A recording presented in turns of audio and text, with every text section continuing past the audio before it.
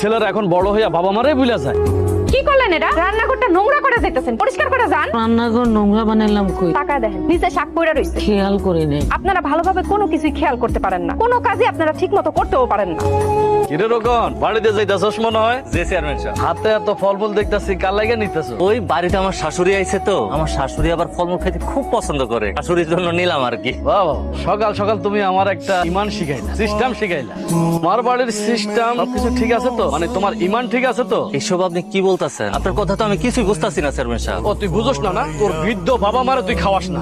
যারা জন্ম দিছে, লেখাপড়া শিখাইছে, মানুষ বানাইছে, তাদের জন্য ফলমূল না নিয়ে যাইতাছস তুই তোর শাশুড়ির জন্য। এটা কোন সিস্টেমে পড়ছে? কোন সিস্টেম? এই কথাটা আপনি কেমনে জানলেন? আমার আব্বা কি আপনার কাছে বিচার দিছে নাকি? না, বিচার দেয়, তবে তোর বৃদ্ধ বাবা আমার জমিতে কাজ করতে আসছে, কাজ করতে আইসা অসুস্থ হয়ে পড়ছে। এই ফলমূল গুলা তোর বাবা মারে খাওয়া, কাজে লাগবো। তাদের পায়ে ধরে মাপসা, তাহলে তুই যদি জান্নাত পাস, না হলে তোর জাহান্নাম কনফার্ম হয়ে রয়েছে তোর লাগিয়া।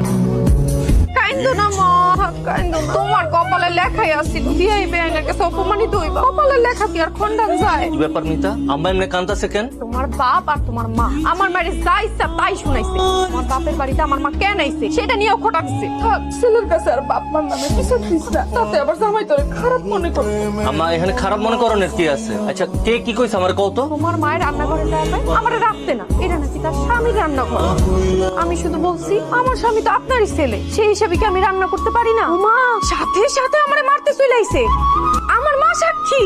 আব্বা, আম্মা, আব্বা কই বাইরে আসেন। কি হয়েছে জানেন না আপনি? কালকে সকালবেলা আপনি আর আম্মা দুইজনে এই বাড়ি থেকে বাইরে হয়ে যাবেন।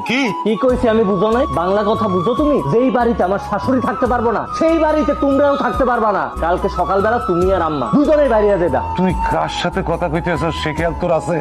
আমার খুব ভালো করে মাথায় আছে আমি কার সাথে কথা বলতাছি। আমি রমিজউদ্দিন হাওলাদারের সাথে কথা বলতাছি।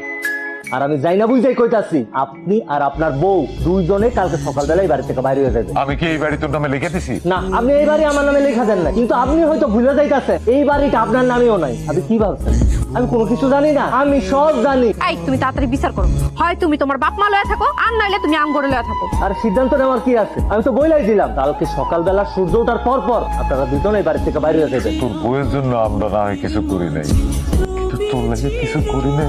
তোরে এত কষ্ট করে বড় করছি, তোর মা তোর পেটে ধরছে, সবকিছু তুই অস্বীকার করতে চাস? এই বুড়া বাবা মারে তুই বাড়ি থেকে বাইর করে দিতে চাস?